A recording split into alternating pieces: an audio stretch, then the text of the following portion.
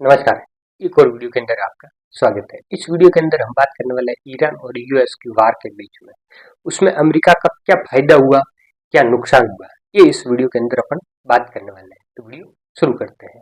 पहले तो अमेरिका को बहुत बड़ा फायदा हुआ है। ट्रम्प है वो व्यापारी आदमी है, अपने व्यापार का देखता है, बाकी दुनिया से उसको कोई लेना देना है नहीं। वो अपने व्यापार पर ध्यान देता है, अपने व्यापार में फायदा कैसे हो, अमेरिका को फायदा कैसे हो, इस बात पर ध्यान देता है। बाकी उसके लिए कुछ भी नहीं है। तो उसके अंदर वो सफल हो गया है, क्योंकि जो मिडिल ईस्ट के देश थे ये तेल बेच करके बहुत पैसा कमा रहे थे। तो ट्रम्प ने क्या किया, वेनेजुएला अमेरिकी कंपनियों को खरीद करके दे दिया कि यहाँ से तेल निकालिए, दुनिया के अंदर बेचिए। और यहाँ का जो ऑयल का सप्लाई था वो ईरान युद्ध होते ही पूरी तरह से बंद हो गया है, बाधित हो गया। तो उस ऑयल की डिमांड है वो बढ़ गई, क्योंकि वेनेजुएला या अमेरिका वहां पर ऑयल, वो क्रूड ऑयल भारी होता है, मतलब उसको रिफाइन करने के अंदर खर्चा है वो ज्यादा आता है। तो उस ऑयल को क्यों खरीदेंगे, जबकि ये मिडिल ईस्ट के देश है, ईरान हुआ या सऊदी अरब हुआ, इन देशों में जो ऑयल निकलता है वो उससे बेहतर क्वालिटी का होता है। तो उसको रिफाइन करने के अंदर खर्चा कम होता है। और जो एशिया के अंदर कंट्री है उनको यहाँ खरीदने पर अच्छा तेल, उसका किराया भी कम लगता है। और अमेरिका इतना दूर है कि उसका किराया भी ज्यादा लगेगा और क्वालिटी भी ऐसी है, तो उसको अमेरिका को सस्ता देना पड़ेगा। अमेरिका उसको सस्ता बेचेगा तो रिफाइनरी में जो रिफाइन होने का एक्स्ट्रा खर्चा है वो वहां पर मैनेज हो सकता है। अब डोनाल्ड ट्रंप ने है वो उसका ये तोड़ निकाला कि जब मिडिल ईस्ट से ये ऑयल का सप्लाई बाधित हो गया तो अब लोगों को मजबूरी के अंदर वहां से तेल खरीदना पड़ रहा है। वो भी ऑयल के प्राइस है वो तो बढ़ गए। तो अमेरिका जो सस्ता देना चाह रहा था उससे भी और महंगा अमेरिका अपने आप बेच पा रहा है बाजार के अंदर।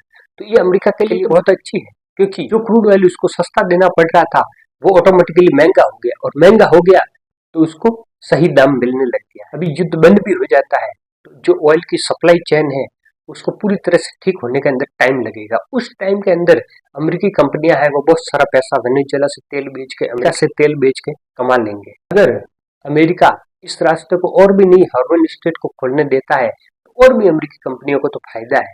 तो अमेरिका तो इस युद्ध के अंदर जो चाह रहा था, डोनाल्ड ट्रंप जो चाह रहा था अपनी ऑयल कंपनियों को फायदा पहुंचाना, वो तो उसने पहुंचा दिया है। अमेरिका का जो हथियारों का नुकसान हुआ है वो अमेरिका हथियार बेच करके कमा लेगा। जो मिडिल ईस्ट के देश है देशों को हथियार बेच करके अमेरिका कमा लेगा। तो इस तरह से अमेरिका को कोई नुकसान ज्यादा है नहीं इस युद्ध के। अमेरिका का ऑयल बिक रहा है और हथियार बिकने वाला है। तो अमेरिका है उसकी अर्थव्यवस्था है वो सही तरह से चल रही है। और एक ये है कि अमेरिकी धरती तक ईरान के पास में ऐसी मिसाइलें हैं नहीं कि अमेरिकी जमीन तक पहुंच पाए। तो अमेरिका को इस युद्ध से इतना नुकसान है नहीं। और बाकी है अमेरिका को बड़ा नुकसान है वो ये है कि अमेरिका की जो छवि थी विश्व के अंदर महाशक्ति की, उसको धक्का लगा है। जो ईरान है, अमेरिका ने कैलकुलेशन किया होगा कि 1 सप्ताह या 2 सप्ताह के अंदर ईरान को सरेंडर करवा देंगे। उनके सुप्रीम लीडर अली खamenei को मारते ही ईरान के अंदर जो सत्ता है वो परिवर्तन हो जाएगा, जैसे कि वेनेजुएला के अंदर हुआ था। तो इस तरह से जो अमेरिका का उद्देश्य था वो तो पूरा हुआ नहीं। जैसे ही अली खamenei को टारगेट किया गया, उसको मारा गया, उसके बाद में ईरान के अंदर जो विरोध प्रदर्शन सत्ता के खिलाफ में थे वो भी बंद हो गए।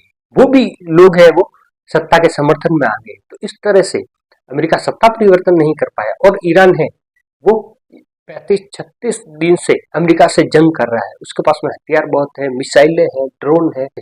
उनकी आईआरजीसी जो फोर्स है वो अमेरिका के साथ में अच्छी तरह से लड़ पा रही है। उसका जो मोजक सिस्टम था अपने आप में यूनिक है, वो अपने निर्णय लेने के लिए स्वतंत्र है। ये रणनीति ईरान की बहुत अच्छी है कि ईरान के जो लीडर थे उन्होंने बोला भी था कि हमने अमेरिका के जो पिछले 20 सालों की युद्ध की रणनीति है उसको स्टडी कर रहे थे। चाहे अफगानिस्तान के अंदर अमेरिका लड़ रहा था, इराक के अंदर अमेरिका लड़ रहा था, उसको वो देख रहे थे कि अमेरिका किस तरह से लड़ता है। उससे उन्होंने सबक लेकर के अपनी तैयारियां स्टार्ट कर दी थी। तो ईरान काफी लंबे समय से इस युद्ध का इंतजार कर रहा था। उसको पता था कि अमेरिका और इजराइल एक दिन ईरान पे अटैक करेंगे, तो इसलिए उसकी तैयारियां तो पूरी थी। उसके पास में ड्रोन का भंडार है, उसके पास में मिसाइलों का भंडार है। तो इस तरह से जो अमेरिका की छवि है महाशक्ति की, उसको जो नुकसान पहुंचा है उसकी भरपाई नहीं हो सकती। क्योंकि जब वेनेजुएला के राष्ट्रपति निकोलस मादुरो को अमेरिका ने उठाया तब ट्रंप है वो नेक्स्ट लेवल पर चले गए थे। उन्होंने कनाडा को 51वां राज्य बनाने की घोषणा कर दी, ग्रीनलैंड पर कब्जा करने की घोषणा कर दी। इस तरह से ट्रंप के सामने कोई देश नहीं बोल पा रहा था, उस पर अंदर धुन टैरिफ लगा देता। तो अमेरिका के नाटो के अंदर उसके मेंबर है, उन पर भी अमेरिका टैरिफ लगा दिया। तो इस तरह से ट्रंप जो महाशक्ति के रूप में अमेरिका को स्थापित करने जा रहे उस इमेज को जरूर धक्का लगा है, क्योंकि ईरान का इतने दिनों तक अमेरिका के सामने टिक पाना और अमेरिका के फाइटर जेट्स को गिराना। आज खबर आ रही है कि ईरान ने अमेरिका का एक और फाइटर जेट्स वहां पर गिरा दिया है और 2 पायलट है वो वहां पर इजेक्ट कर गए हैं। तो उनकी तलाश ईरान कर रहा है। ईरान के सरकारी मीडिया ने बोला है कि उन पायलट्स को पकड़वाने में जो मदद करेगा उसको उचित इनाम दिया जाएगा। तो इस तरह से अमेरिका की जो इमेज डैमेज हुई है उसकी भरपाई नहीं हो सकती। उसके अंदर ईरान भारी पड़ गया और ईरान का सबसे प्लस पॉइंट ये रहा है कि हॉर्मोन स्टेट पे कब्जा करके बैठ गया कि इच्छा के बगैर वहां से एक भी जहाज निकल नहीं पा रहा है। तो ये इससे अमेरिका है वो प्रेशर के अंदर आ गया है। बाकी आपकी इस विषय पर क्या राय है वो कमेंट बॉक्स के अंदर जरूर रखें। वीडियो पसंद आया तो लाइक कर दीजिए, दोस्तों के साथ में शेयर कर दीजिए। ऐसे वीडियो हमारे चैनल पर आते रहते हैं। मिलते हैं एक नेक्स्ट वीडियो के अंदर, तब तक के लिए जय हिंद, जय भारत।